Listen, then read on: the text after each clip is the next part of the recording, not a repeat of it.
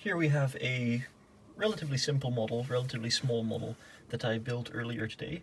The idea here was to see if I could make a small-scale car with both all-wheel drive and all-wheel steering. And I started from there without really a particular model in mind. So the idea is we have, of course, rear-wheel drive here. You can see a front differential here. This general front unit is something that I've used many times before in things like the Unimog and the Land Rover Defender and things like that. Except here I've added a central differential, which as you can see goes through this set of gears up to this small V6 engine. And so that is connected to all four wheels.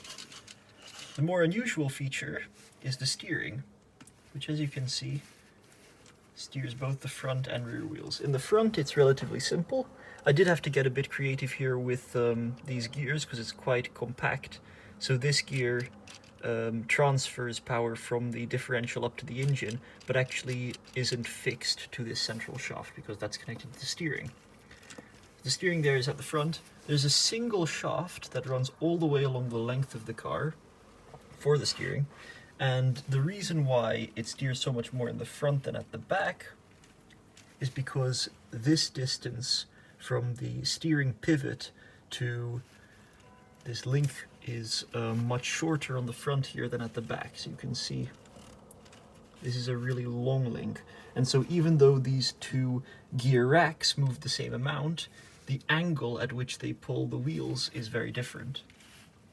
So I'm quite happy with that little design.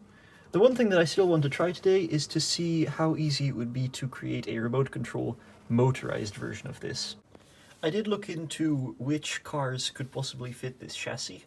There are several cars which have four-wheel steering and four-wheel drive. However, a lot of them are mid-engine, like the Lamborghini Aventador, or rear-engine, like some Porsche 911 models. This sort of very specific thing that I've created here without any research, sort of haphazardly thrown together. The only two cars that sort of fit this are a new Land Rover Range Rover, which you can get with a V6 engine, and obviously that is front-engined.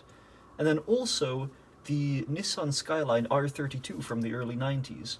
Had a V6 engine, all-wheel steering and all-wheel drive, and to me that sounds like the most interesting prospect, creating an R30 Skyline out of this model. The other thing that I forgot to mention earlier is that it also has hand of God steering at the moment, and in general it works very nicely, very efficient steering and drive system.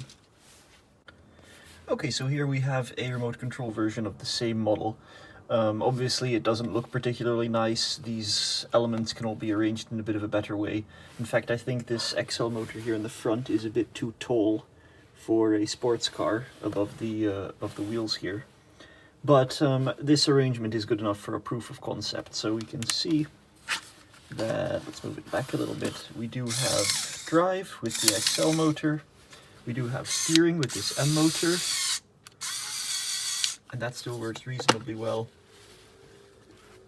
So that's fine. Of course I had to remove the steering wheel and the hand of God steering in order to make this all fit. However, I do have two questions for you guys in the comments. Number one, should I go forward with this model and build bodywork and turn it into a real R32 Skyline? And number two, if I do that, should it be the analog version with the hand of God steering, the steering wheel, a nice interior, kind of a detailed model, or do you want a remote control version like you see here?